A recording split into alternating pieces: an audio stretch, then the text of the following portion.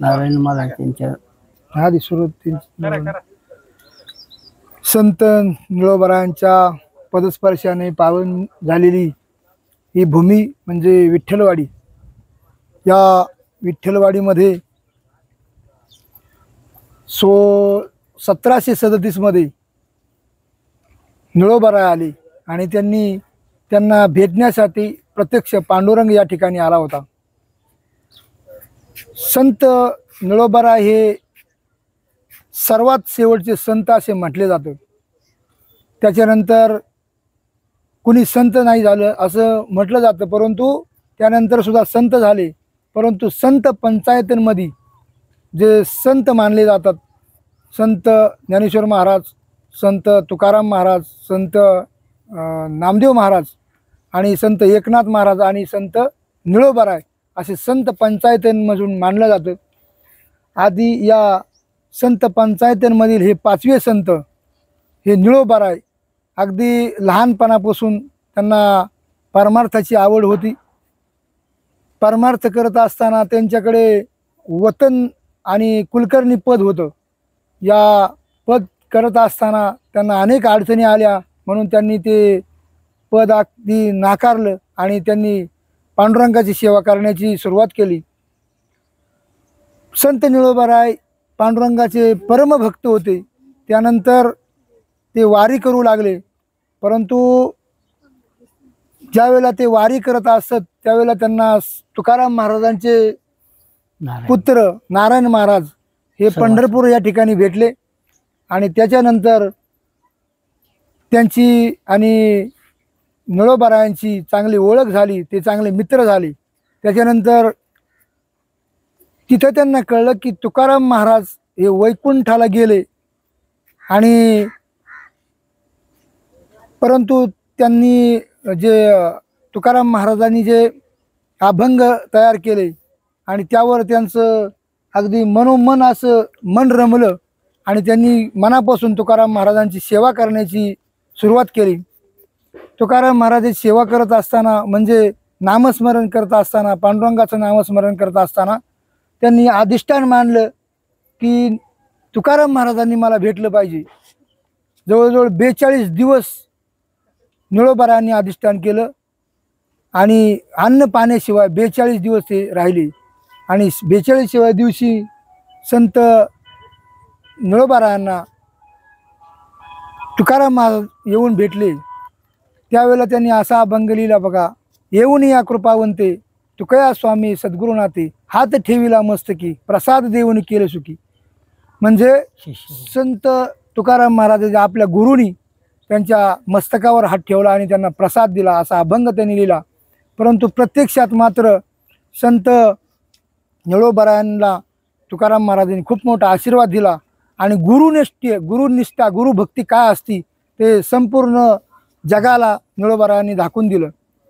त्याच्यानंतर निळोबाराय पंढरपूरची वारी करत होते। त्याच्यानंतर 60-65 वय असताना निळोबारायांचे हातपाय थकले, त्यांना आता चालता येत नव्हतं आणि त्यावेळेला मात्र निळोबाराय भावुक झाले आणि त्यांनी पांडुरंगाला विनंती केली की हे पांडुरंगा, मी आता तुझी पुढची वारी करीन का नाही मला सांगता येत नाही। आणि असं म्हणून ते त्यांच्या पिंपळनेर या गावी गेले। वारी करून आल्यानंतर अगदी त्यांची प्रकृती खालावली, परंतु पांडुरंगाने एके दिवशी म्हणजे दसरा आणि दिवाळी यामध्ये त्यांना एक स्वप्न पडलं। प्रत्यक्ष पांडुरंगाने त्यांना सांगितलं की मी विठ्ठलवाडी या ठिकाणी तुम्हाला भेटण्यासाठी येणार आहेत आणि तिथून तुम्ही मला घेऊन जाऊ शकता। निळोबारायांनी लोकांना सांगितलं, परंतु लोकांचा काही विश्वास नव्हता। काही लोकांना वाटलं की खरोखर पांडुरंग आले असतील, काही लोकांना वाटलं कशाचं काय, हे निळोबाराय काहीतरी सांगतात, मग चला माझ्या बघायला जाऊ। आणि असं म्हणून ते पण त्यांच्याबरोबर आले। मोकळी रिकामी पालखी घेऊन संत निळोबाराय 1737 साली या ठिकाणी आले आणि त्यावेळेला डमढेरे सरदारांचं या ठिकाणी राज्य होतं। म्हणजे भागीरथीबाई डमढेरे त्यावेळेला या ठिकाणच्या सरदार होत्या। ज्यावेळेला निळोबाराय या ठिकाणी आले त्यावेळेला त्यांना अडवण्यात आलं की बाबा तुम्ही इकडे कुठे चालला पालखी घेऊन, तर त्यांनी सांगितलं की मला पांडुरंग भेटण्यासाठी आलेला आहे आणि त्यांना मी घेऊन जाण्यासाठी आलो, म्हणून तळेगाववरून सुद्धा अनेक मंडळी आली. खूप मोठी या ठिकाणी गर्दी झाली पांडुरंगाची मूर्ती पाहण्यासाठी. आणि या ठिकाणी जो डोह आहे या शेजारी, या मंदिराच्या शेजारी एक डोह आहे. या मंदिराच्या शेजारच्या डोहात प्रत्यक्ष पांडुरंग निळोबारायांच्या भेटीसाठी आले. ज्यावेळेला निळोबाराय उतरले पाण्यात, त्या मूर्ती अलगद वर आल्या आणि निळोबाराय प्रसन्न झाले, आनंदित झाले. परंतु ज्या वेळेला या मूर्ती घेऊन जायच्यात असं कळलं, त्यावेळेला सर्व सरदार मंडळींनी त्यांना अडवलं आणि ह्या मूर्ती आमच्या आहेत, तुम्ही काय या ठिकाणी घेऊन जाऊ शकत नाही असं सांगितलं. आणि त्यानंतर मात्र निळोबाराय उद्विग्न झाले. त्यांचं मन खच्ची झालं की पांडुरंग माझ्यासाठी आले, परंतु आता मला घेऊन जाता येणार नाही. आणि मग त्यांनी सांगितलं की बाबा तुमच्या मूर्ती आहे, तुम्ही घेऊ शकता. या ठिकाणी अनेक पैलवान मंडळी त्या काळात होते. मूर्ती उचलायचा प्रयत्न केला, परंतु मूर्ती काय हलत नव्हत्या. आता काय करायचं, खूप खूप माणसं लागली, परंतु मूर्ती काय हल्ल्या नाही. निळोबारायांनी त्या सरदारांनी सांगितलं की बाबा आता ह्या मूर्ती काय आम्हाला हलत नाही, तुम्ही प्रयत्न करू शकता आणि त्या मूर्ती तुम्ही घेऊन जाऊ शकता. त्यावेळेला फक्त निळोबारायांनी असा हात केला आणि मूर्ती अगदी अलगत वर आल्या. आणि मग खूप मोठा जय जयकार झाला. निळोबारायांचं त्या ठिकाणी जय जयकार झाला, पांडुरंगाचा जय जयकार झाला. आणि मग अशा पद्धतीनं निळोबाराय आमच्या गावामधून, म्हणजे ज्या निळोबारायांसाठी पांडुरंग आला, तो आमच्यासाठी सुद्धा या ठिकाणी आला असं म्हणायला काय हरकत नाही. म्हणून आम्ही काय केलं, संत निळोबारायांचं मंदिर उभं केलं आणि संत निळोबारायांसाठी पांडुरंग परमात्मा या ठिकाणी आला असं आम्ही दरवर्षी कार्यक्रम करतो. परमात्मा प्रगट दिन, संत निळोबारायांसाठी परमात्मा प्रगट दिन असा कार्यक्रम दरवर्षी या ठिकाणी असतो. आणि कीर्तन होतात, भजन होतात, दिवसभर कार्यक्रम चालू असतो. आणि खूप शेजारच्या 10-20 गावातली लोक या ठिकाणी गर्दी करतात आणि खूप मोठा असा कार्यक्रम असतो. या गावाला निळोबारायांचं प्रतिष्ठान असल्यामुळं आदर्श गाव म्हणून या गावाला, आमच्या गावाला तीर्थक्षेत्राचा क दर्जा सुद्धा या ठिकाणी मिळालेला आहे. आणि हे सगळं निळोबारायांच्या येण्यामुळं झालं असं म्हणायला काय हरकत नाही. धन्यवाद. तर तुम्ही आता काय काय कार्यक्रम होतात, काय काय स्वरूप असतं, किती दिवसांचा असतो, काय काय उपक्रम असतात, तर सांगा. तसं पाहिलं तर विठ्ठलवाडी ही परमार्थाची पंढरी आहे असं म्हटलं जातं. कारण या भूमीला खूप मोठं महत्त्व आहे. कशामुळे ते तर स्वतः या ठिकाणी पांडुरंग रुक्मिणी मातासहित या ठिकाणी प्रकट झाल्या आणि त्या श्री संत निळोबारायांच्यामुळं या भूमीला त्यांचा पदस्पर्श झाला. तेव्हापासून या ठिकाणी दर आषाढी एकादशीसाठी खूप मोठा कार्यक्रम या ठिकाणी होत असतो.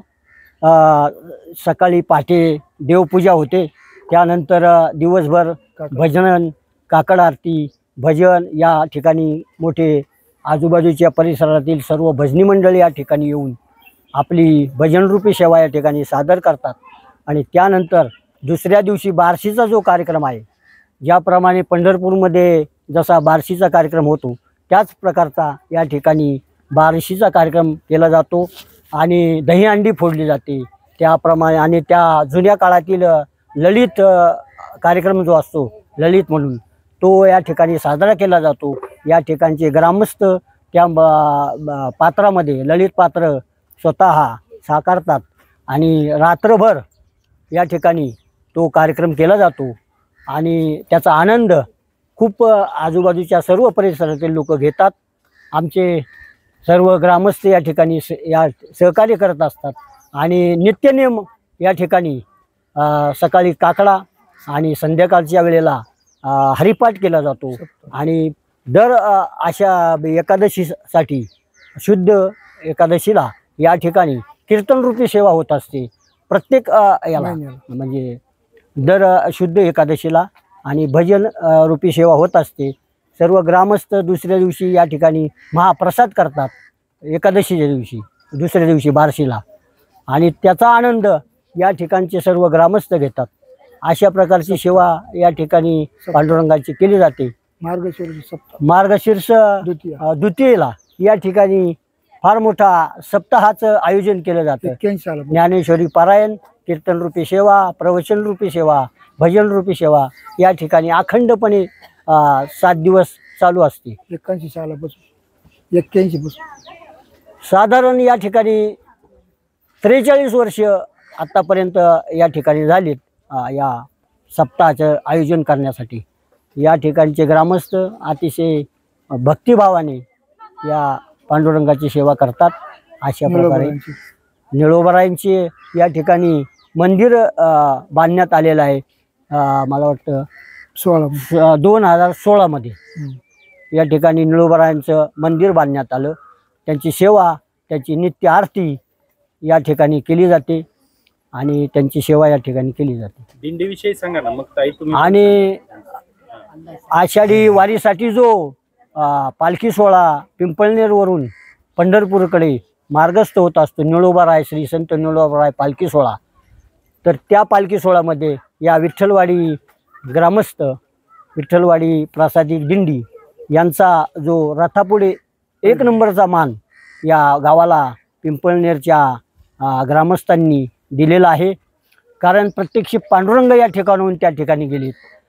या ठिकाणच्या ग्रामस्थांनी परमेश्वर दान त्या ठिकाणी केलेलं आहे. प्रत्यक्ष पांडुरंग देवदान केलेलं आहे.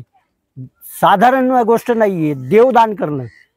धान्य, पैसा, संपत्ती हे दान करू शकतो माणूस, पण प्रत्यक्ष या गावाने म्हणजे किती मोठा हा दानशूरपणा म्हणावा लागेल. प्रत्यक्ष देवदान केलेलं आहे. अशा प्रकारचे त्या ठिकाणी आमची दिंडी जात असते. या दिंडीमध्ये आमचे अध्यक्ष आहेत, हार्मोनियम वादक आहेत, मृदुंग वादक आहेत, वारकरी आहेत. या माता भगिनी तुळशी घेऊन अतिशय आनंदाने त्या दिंडीमध्ये सहभागी होतात.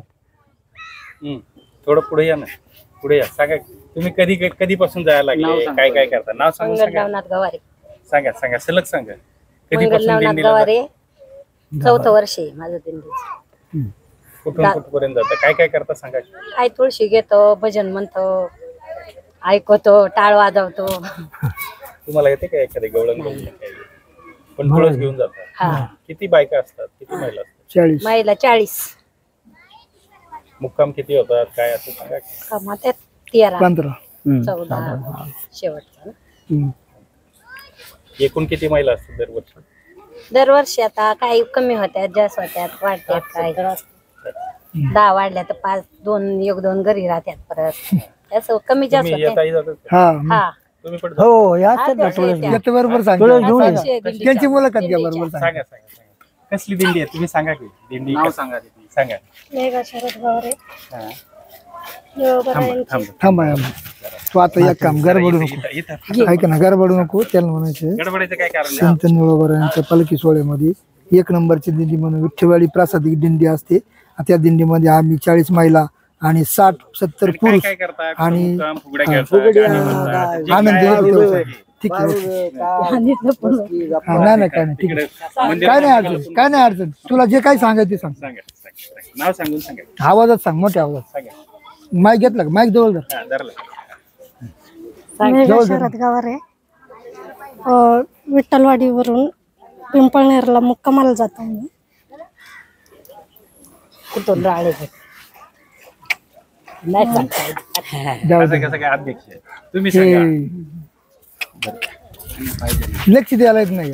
हा बरं तुम्ही आपण एक आता आरती तर सगळ्यांनी येत हो. असं मगाशी उभे राहिले होते तसं एकदा. गवळण म्हणायचे मध्ये. हा, परत तुमचं नाव सांगा पहिलं. तुमचं नाव राहिलं. परत सांग. माझं नाव विलास बबनराव शिंदे, राहणार विठ्ठलवाडी. मी निळोबरायांची एक छोटीशी 2 कडाईची फक्त गवळण म्हणणार आहे. गवळण सुरू करतोय. पुतळ्या डोरलं साखळ्या पैंजण कमरेला कमर फटा. पुतळ्या डोरलं साखळ्या पैंजण कमरेला कमर फटा. नाकात नत घालुनी थाट माठ केला. नेसले ग बाई मी शालू पैठणीचा. नेसले ग बाई मी शालू पैठणीचा. आयशी झाली माझी आवकळा विनवितो संत नीळा आयशी झाली माझी आवकळा विनवितो संत नीळा नाव ठेवू नका कुणी ग बाई मला नाव ठेवू नका कुणी नाव ठेवू नका कुणी ग बाई मला नाव ठेवू नका कुणी नेसले ग बाई मी शालू पैठणीचा पुतळ्या डोरलं साखळ्या पैंजण कमरेला कमरपट्टा पुतळ्या डोरलं साखळ्या पैंजण कमरेला कमरपट्टा नाकात नथ घालुनी थाट माट केला नेसले ग बाई मी शालू पैठणीचा. धन्यवाद.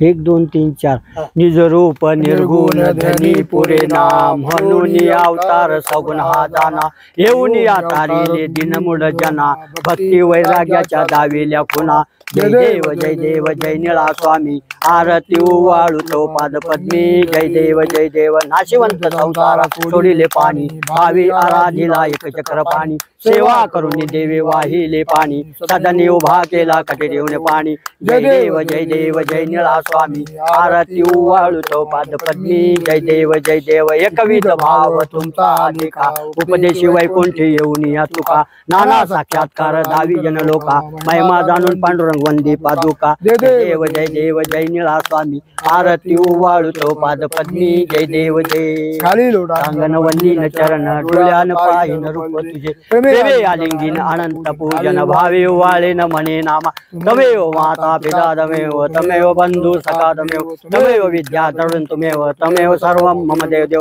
कायेन वाचा मनसेन्द्रियावा भुजात्मा प्रभुजी जवावा करोणि यज्ञं सकलं परस्मै नारायणाते समर्पयामि अच्युतं केशवं ब्राह्मणाधारं कृष्ण दामोदरं वासुदेवं श्रीधरं माधवं गोपिका वल्लभं जानकी नायकं रामचन्द्रं भजे. हरे राम राम राम हरे हरे हरे कृष्ण कृष्ण कृष्ण हरे हरे हरे राम राम राम हरे हरे हरे कृष्ण कृष्ण कृष्ण हरे हरे. पुंडलिक वरदान श्री ज्ञानदेव तुकाराम पंढरीनाथ भगवान की जय. माऊली ज्ञानेश्वर महाराज की जय. जगद्गुरु श्री संत तुकाराम महाराज की जय. श्री संत विठोबा महाराज की जय.